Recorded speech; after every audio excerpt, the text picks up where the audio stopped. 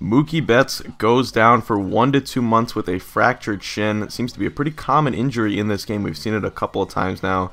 So we're going to be calling up Jose Santana, a guy who was a bit of an afterthought. I drafted him, I think, a couple of years ago. He was a B potential originally, but his overall is bumped, or his potential, I should say, is bumped to an A potential.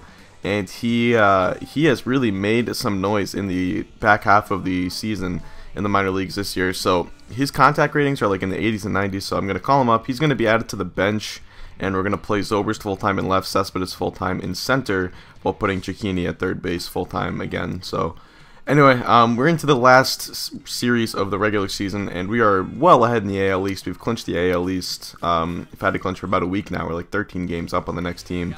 Or not, it might be 13. I don't think the Orioles are in second, and they're like 83 wins. They're fighting for a wild card spot right now. They were 4 out coming into the last like 4 games or whatever, so I think they're pretty doubtful to make it, but we'll see. Anyway, we're going up against the Minnesota Twins this game, and this is not really a throwaway game because it'll be good to see some of these guys play, but you can see no everyday regulars in the lineup.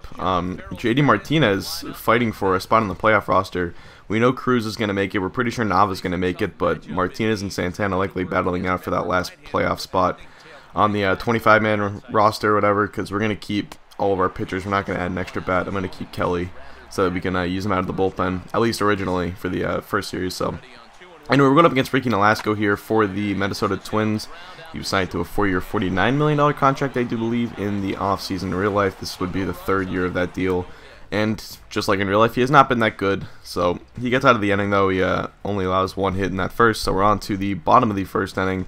Take a look at the Twins lineup, and they're going to be opposed by Dan Straley, a man we picked up in the Ben Zobrist deal. It was pretty much a throw-in. We got him and Tommy Milone. Both are sort of guys that I don't think cracked their rotation. I think they were sort of stuck in the minor leagues and weren't really good enough to be bullpen pieces for them. So I'm giving Straley the start here.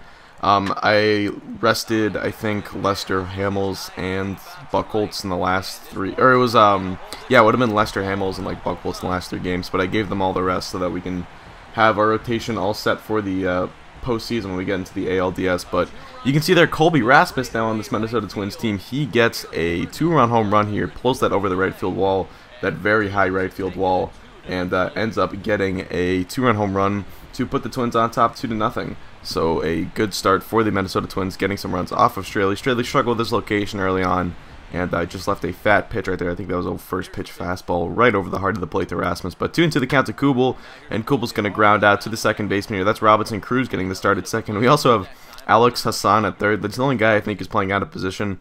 Hassan's a corner outfielder, and I think he can play some... Actually, I don't even know if he can play some first base. I think he's just an outfielder. But anyway, Brock Holt up here. He's going to line that one to right field for a base hit. Holt still on this team. He's spent the majority of this entire series in AAA. So Alex Hassan is up here, the first pitch of the AB, and he crushes one to deep left center field. That ball high, deep, and gone. Home run, Alex Hassan, his first career major league homer, a 2-run bomb. Hassan, sort of an OR guy. I think he's like 26 years old. He's just an OR guy. He got called up earlier in the year in real life. I think he had like a 4 or 5 game stint with the team, maybe like June, I want to say. And I think he was pretty bad on it. I think he might have gotten 1 hit. It was like 1 for 6 with 4 strikeouts or something. But anyway, yeah, it's not that good in real life. But he gets a 2-run bomb right there, and you can see he's getting the silent tribute from his teammates. I think that is pretty cool that MLB The Show does include stuff like that, little things that make the game a little bit more realistic. But 2-2 here in the bottom of the second, and this is Eddie Rosario striking out on the changeup. That's probably Straley's best pitch. Straley's not a overwhelming fireballer by any means. He's sort of a finesse pitcher.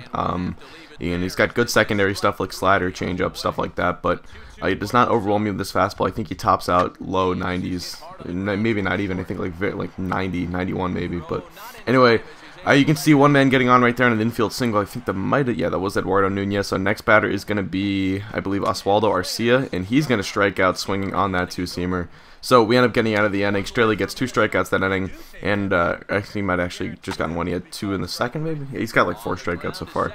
But anyway, Scott Van Slyke double play ball right here. So Nolasco settling in after that 2-run bomb. Both pitchers starting to settle in a little bit. But here, bottom of the 4th, this is Jason Kubel up 0-1 the count, and Kubel's going to ground this one just under the glove of Hassan there at third base. So Kubel's going to reach with a lead-off single to get things going here in the bottom of the 4th inning. Now 2 batters later, Eddie Rosario up, and Rosario to deep right field, and and that ball is gone over the high wall right there in right field. It's a 2-run blast for the young Minnesota Twin, and that's going to put them back on top 4-2 now as the score. Goodbye baseball indeed. And we'll take a look at the replay here in just a moment, but Eddie Rosario getting it done. Left-handed power for this Minnesota Twins team, a Twins team that has actually flashed some good offensive skills in real life in the last month, and a lot of people are starting to pin them as maybe an intriguing 2015 team if they can find some pitching other than Ricky Nolasco and Phil Hughes. But anyway, there is a strikeout right there from Straley, so still doing just fine. You know, he made a couple mistakes, but he gets Yasmil Pinto there, and now the number 9 hitter, I believe this is going to line that one down the right field line for a base hit. That's going to get all the way into the corner,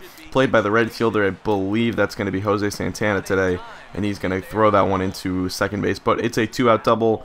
Now here's the next batter, and I think that's Eduardo Nunez. Nunez is going to get that one into center field for a base hit. Runner coming around to score. Bradley the throw, not in time. The runner comes home, and it's an RBI single for Eduardo Nunez, who's actually an all-star in this game, which was pretty surprising. But Nunez would then steal second base, so now they get a runner on second with 2 outs.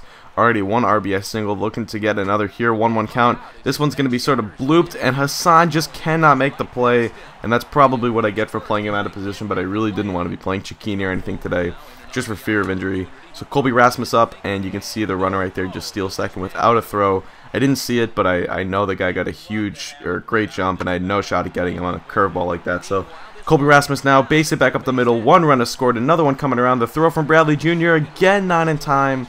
And it's a 2 RBI single for Colby Rasmus, who's got 4 RBI in the day now. And the Twins take a 7-2 lead. So 2 outs in the inning now. Here is, I believe, Oswaldo Arcia.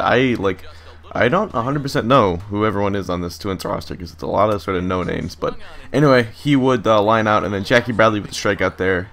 And that is very can't predictable, if I do say so myself. So bottom of the 5th, Straley still in. I basically just left Straley in because I wanted them to eat innings for us.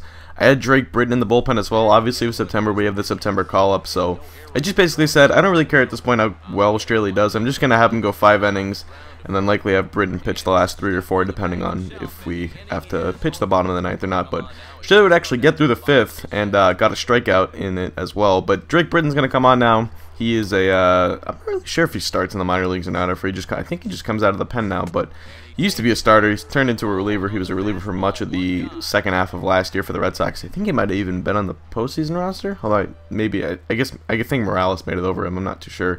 Don't 100% remember, but he was on fire when he came in. He got 2 strikeouts in the 6th, and he was on his game when he came in, making the most of his limited opportunities. So here we go through 6 innings, 7-2 is the score. Twins on top. Pretty dominating game from them. Like I said, not too concerned with the result of this game or anything. I gave Christian Vasquez an at-bat here. Comes in and pitches hit for Ryan Lavarnway, who got the start at catcher today. Lavarnway looked pathetic in his first 2 ABs, so I decided I would give Vasquez a try here. Nolasco still in, and Vasquez actually gets a base hit back up the middle. So that's going to give us a leadoff base runner here in the top of the 7th as we attempt to mount a comeback here against Ricky Nolasco and the Twins. Brock Holt is up next, and Holt already with 1 hit today. Let's make it 2. Gets that one over the glove of the second baseman there, and that gets down into the gap. Misplayed by the center fielder, so Holt's on his way to second. Vasquez into third, and it's a double for Brock Holt. Puts runners on second and third with no one out here. The Red Sox looking to get a couple runs home. Next batter is Alex Hassan, and Hassan's going to ground this one to the second baseman. I got a little over anxious there. Probably shouldn't have swung at that pitch. And Hassan does notch his 3rd RBI of the day, though we cut the lead to 7-3. Now Jackie Bradley Jr. up next, and another first pitch ground out to the second baseman. So we get 2 runs home, but probably looking for a little bit more out of that than what we did, just considering I think we had 2 I think both those ABs I swung at the first pitch, so just not good on my part. Jose Santana up here with the man on first, grounds out to the third baseman. So Nolasco would get out of it. He would go through 7 innings, allowing 4 runs and like 5 hits or something like that.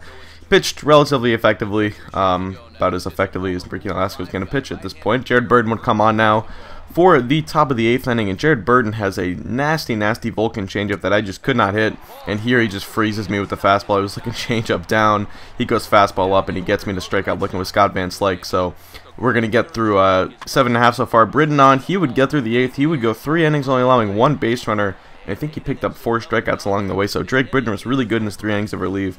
But we're going to head to the top of the 9th. Zach Jones on now, who actually had 45 saves for the Minnesota Twins, a team that only has 60-some-odd wins coming into this game. He actually had 45 saves out of that, so to put that in comparison, I think Glenn Perkins only had 20 saves for us this year, which is pretty surprising. It does prove that saves is a bit of a silly stat. But anyway, Hassan actually gets thrown out trying to steal second there. I believe that was Hassan. and that would end the game. So Jones got the first 2 guys. I think he might even got one of them on a strikeout, and then Hassan reached base, and it just gets thrown out. So I didn't really care. I mean, like I said, sort of a throwaway game, but that's going to end off the regular season. So we finished 96 and 66. We're going to be going on to the ALDS in the next episode. That's going to do it. Thanks for watching. Hope you did enjoy. Jumbling my words a little bit. Just out. Peace.